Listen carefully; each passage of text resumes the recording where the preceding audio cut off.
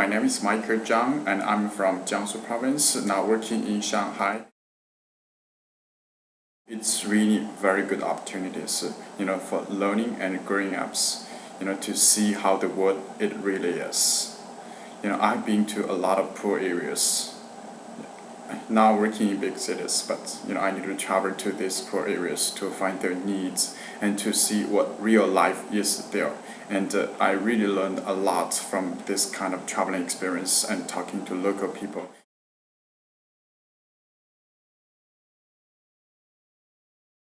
Face about how thankful they feel to you.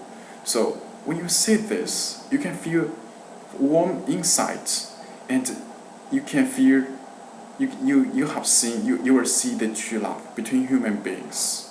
So that makes me feel really touched. And in China, there's a little bit different in a lot of communities, villages. People are not willing to take from the others. We want to live on ourselves. So sometimes people they even feel a little bit guilty about being helped. So that makes me really confused. I really want to tell them, sometimes people are weak, sometimes people are stronger. So when you're weak, other people give you a hand, and you will stand up and do much better. So there will be times coming for you to help others, to passing the love, guilty about being helped.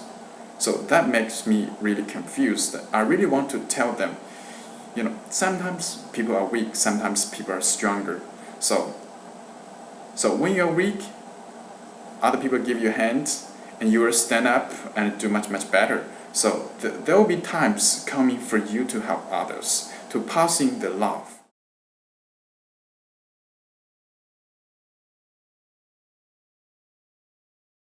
Now I really love my jobs, to do the education projects, to train the teachers, to give the students in need the scholarships, and do other projects to help people. But what I really want to do, I did not know that 2 years ago, or even 1 year ago. But I just find it my dream inside me. I think I want to do the projects that will benefit the deaf-mute kids. In China, compared with the best special education in the United States, China has fallen behind 20 years, more than 20 years. So when I was in the special education schools, seeing a lot of students who can't speak. But if these kids, 10s, 20s, even 100 in a special education school, so if these kids can, get the proper hearing aids, superpower hearing aids, proper hearing aids, and proper the language therapist to help them to develop the language abilities, they can speak and listen just like the normal people. So I want to do spend most of my time and to do this to help them.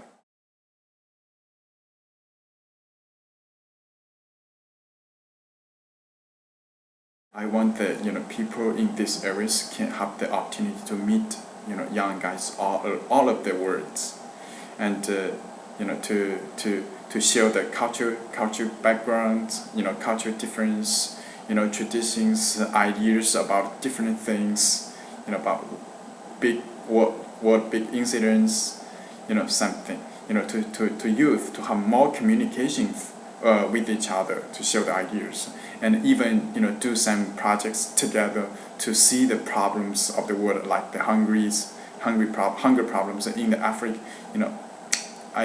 It'd be really great for all the world youth with different backgrounds to go there to see and to find the real problems by themselves, and to discuss the solutions if there will be any solutions. So I think it's my wish, it's simple, to let all the youth to share, to do some things together, to have more sharings, and that will opens the horizons. We have spent 1 year together. He taught me English, and free time we do the chattings about all the stuffs. But the one moment I still remembered is the first time we meet. Before I did not know him, he did not know me. So, but I know I needed his help. So I spent, a lot of time thinking about, how to ask help from him. And finally I made my decision to knock at his door. So the moment I remembered about him is he served me a cup of coffee. So that's my first cup of coffee in my life.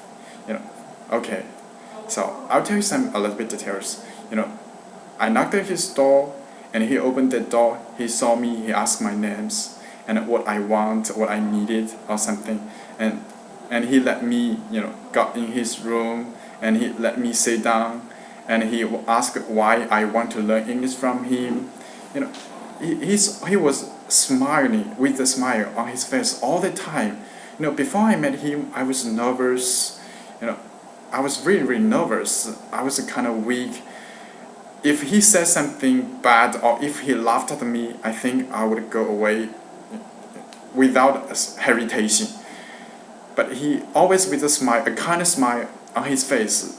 His smile makes me feel very warm inside. And he served me a cup of coffee. So I always remember that moment. The respect from him makes me trust him.